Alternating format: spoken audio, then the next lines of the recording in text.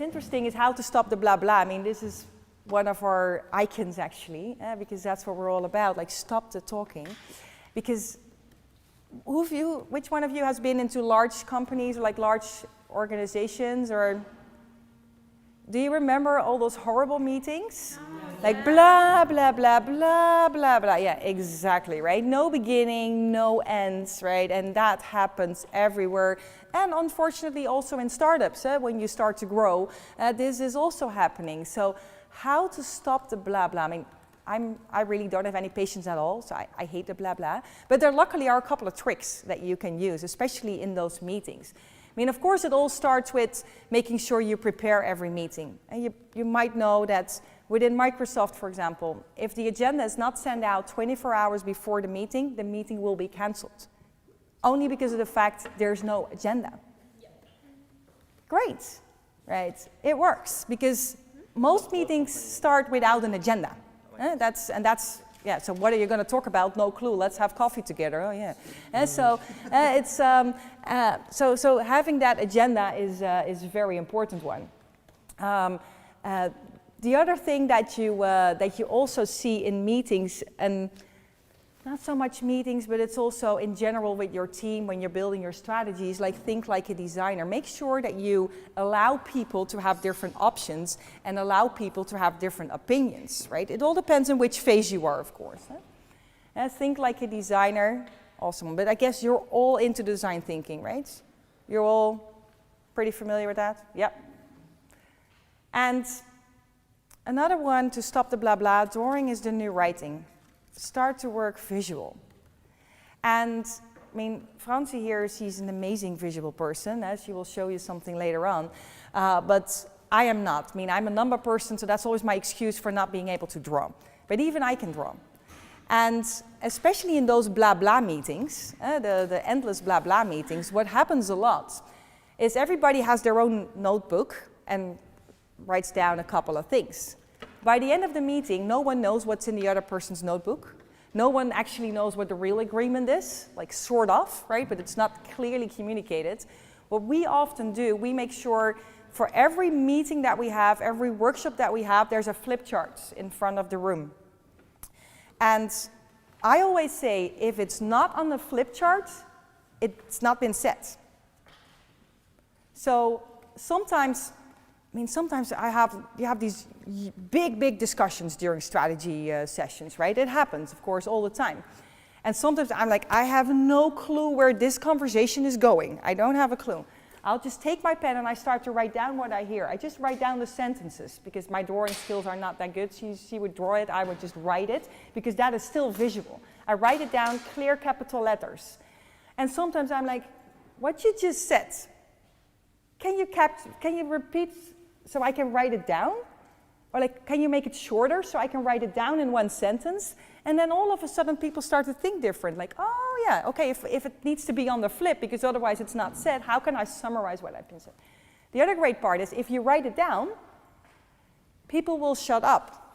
Because, my opinion, I've been heard. My opinion is out here on the board.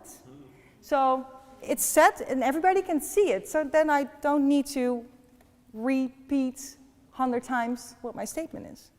And the other people will just build upon what's been said there. So use a board, write it down, and at the end, what's really easy, you never need to send around minutes because that's just another burden, a stupid admin task. You just take a picture of the flips, send it around, and you're done.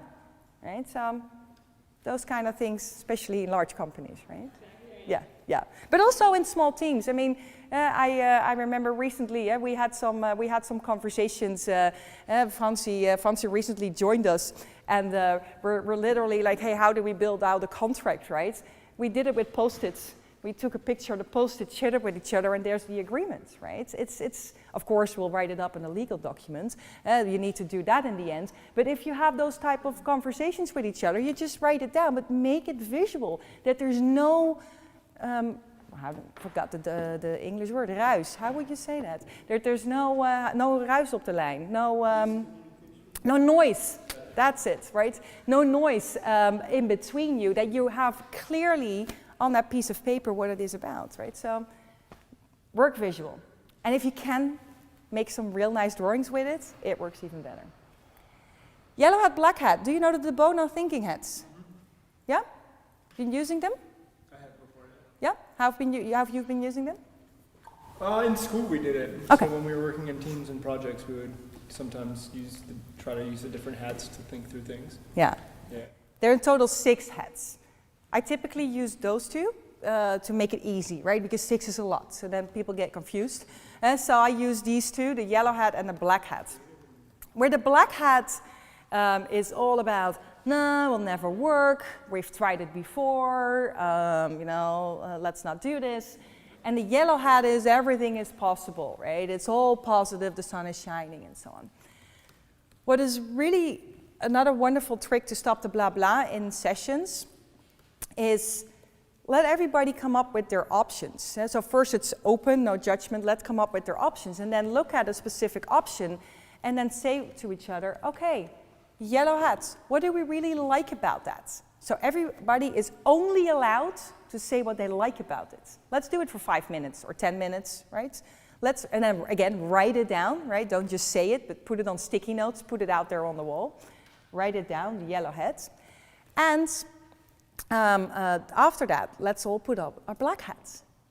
For another 5 minutes or 10 minutes, what do we not like about that?